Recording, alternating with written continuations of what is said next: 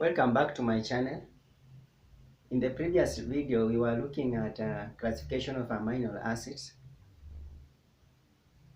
So on classification of amino acids, we say that amino acids can be classified basing on the structure of the side chain.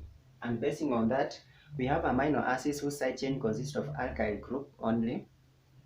So these ones are like glycine, alanine, valine, leucine, and isoleucine.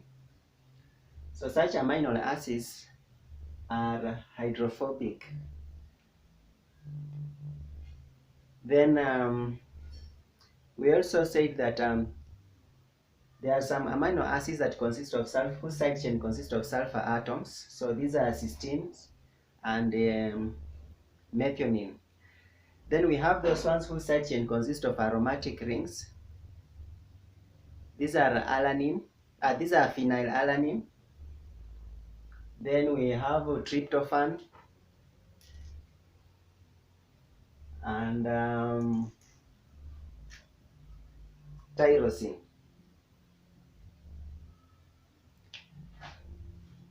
Then there are some amino acids whose side chain consists of carboxyl groups. So we mentioned aspartate and glutamate. So we say that such amino acids, their names end in ATE. That's how you can remember them. These ones, their side chain end with carboxyl group. That's carboxylic acid group. Then there are amino acids whose side chain consists of amino group. So these are glutamine and aspartame. So glutamine, and aspargine, not aspartame, but aspargine. So this one side chain consists of amino groups. Then we also classified amino acids basing on the reaction in the solution. So basing on the reaction in the solution, an amino acid can dissociate to give a hydrogen ion, and that one can be classified as acidic. So those are the glutamate and the aspartate, and so they are called acidic. Then there are those ones that dissociate to give hydroxyl group. So we have aspargine and glutamine. These are basic amino acids. Their side chain consists of a amino group.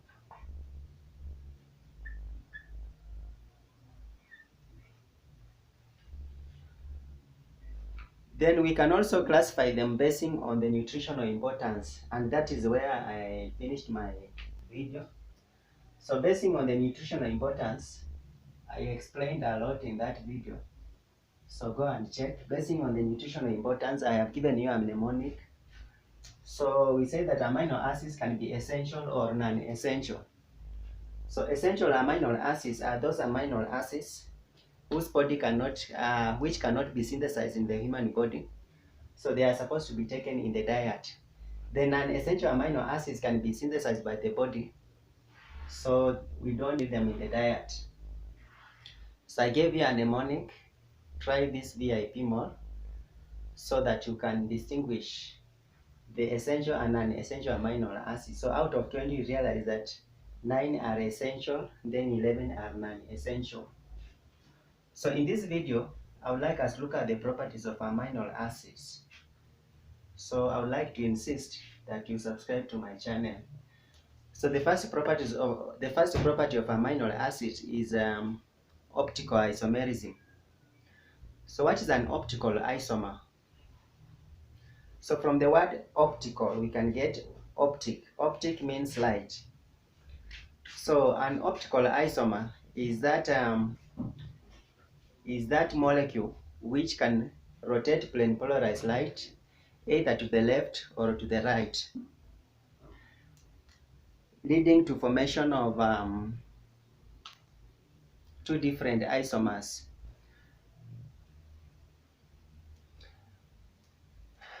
So 19 out of 20 of these amino acids are chiral. I think we discussed chirality in the previous videos. So we say that a chiral carbon is a carbon atom that is attached to 4 different groups of atoms. So 19 out of 20 of the amino acids, they have a chiral carbon. This chiral carbon is made up of carboxyl group, hydrogen atom, amino group, and the side chain that distinguishes one amino acid from another. So it is this chirality that confers optical isomerism to amino acids, to those 19 out of 20 amino acids.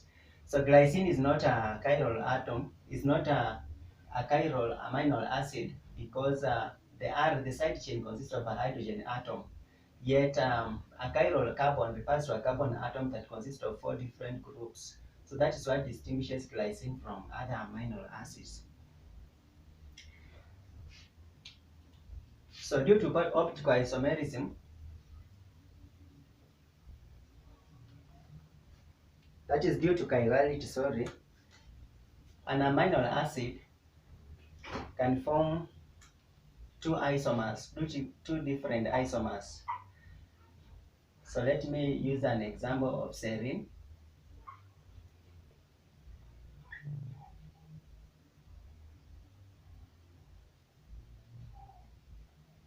So we want to use serine. This is a amino group, and this is a hydrogen atom.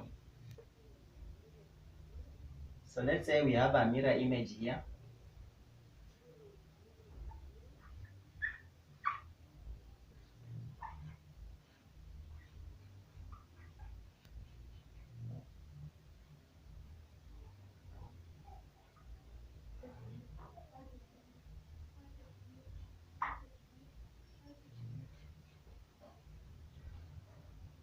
So it is this chiral carbon that enables this 19 out of 20 amino acids to undergo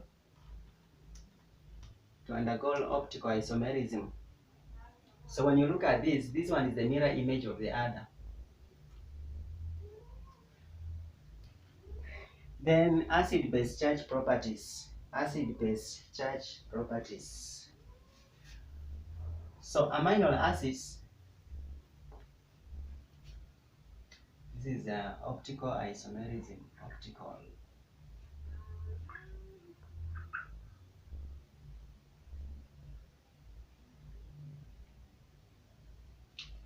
So let us look at the acid-base charge properties.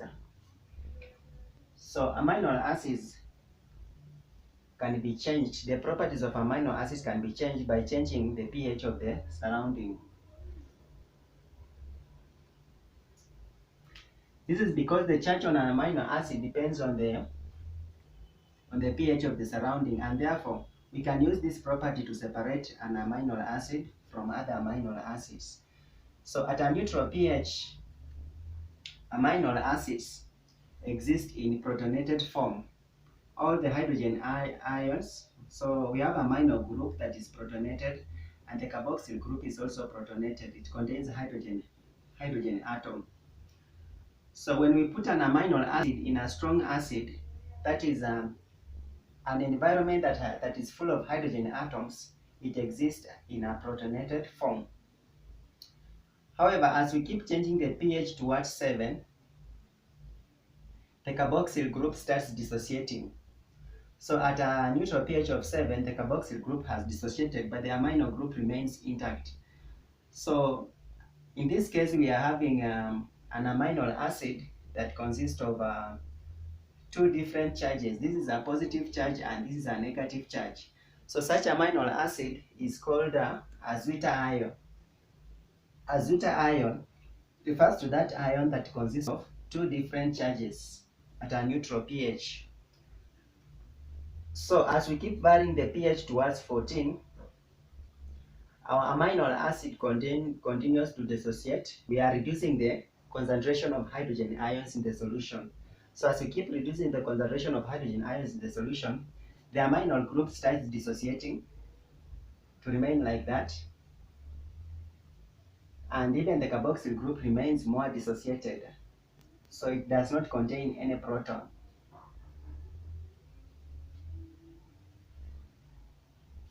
So let's look at the buffering actions of amino acids. So buffers refers to weak salts. These are salts of weak acids, not weak salts, but salts of weak acids. So they resist changes in the pH when an acid or an alkali is added. So since amino acids are ampholytes, they act as buffers. So however, the buffering action of amino acids in human bodies is totally insignificant because we have weak acids in the human bodies. Then another property is ultraviolet light absorption, UV light absorption. So amino acids do not absorb visible light, but we have aromatic amino acids which absorb UV light at 28 nm. So UV light absorption is also exhibited by proteins containing tryptophan. So let's summarize what I've just been talking about. We've said that all amino acids, that is 19 out of 20, not all, but 19 out of 20 of amino acids undergo optical isomerism. So all except glycine have a chiral carbon. So due to this, they exhibit optical isomerism. So a chiral carbon is a carbon that is bonded to 4 different groups of atoms through covalent bonds.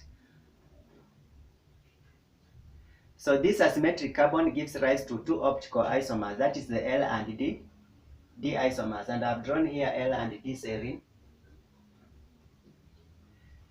Then what is an optically active isomer? An optically active isomer refers to that isomer that is capable of rotating plane polarized light. Some rotate plane polarized light to the left while others rotate it to the left. Then I have said about acid-base properties or charge properties. So amino acids have both acidic and basic properties. These ones are also called ampholytes or amphoteric. Something that has got both acidic and basic property is referred to as an ampholyte or amphoteric. So acids are proton donors, while bases are proton acceptors on dissociation. So pH refers to the proton concentration, that is hydrogen ion concentration. pH can also be defined as the negative logarithm of proton concentration.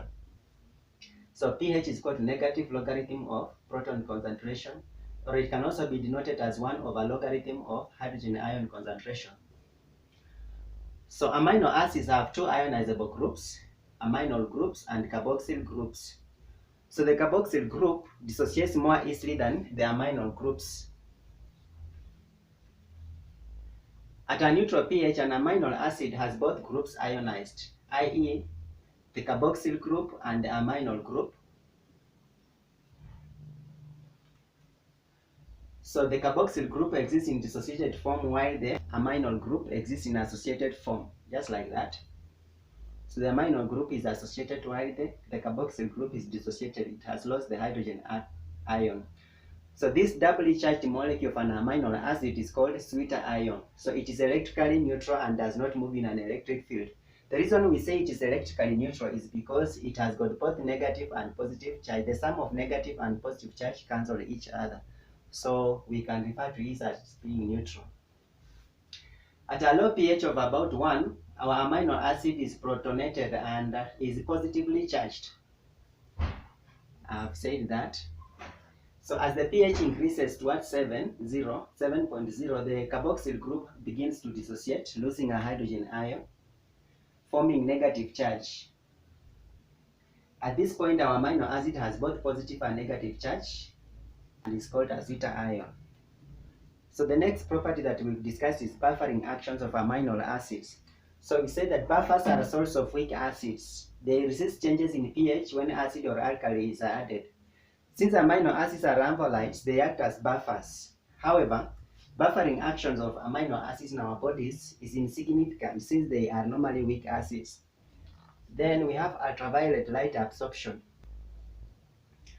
So amino acids do not absorb visible light. However, aromatic amino acids such as tryptophan absorb UV light at 280 nm. UV light absorption is also exhibited by proteins containing tryptophan. So this property is used for qualitative estimation of proteins. Phenylalanine and tyrosine also absorb UV light. So thank you very much. I would like you to subscribe to my channel.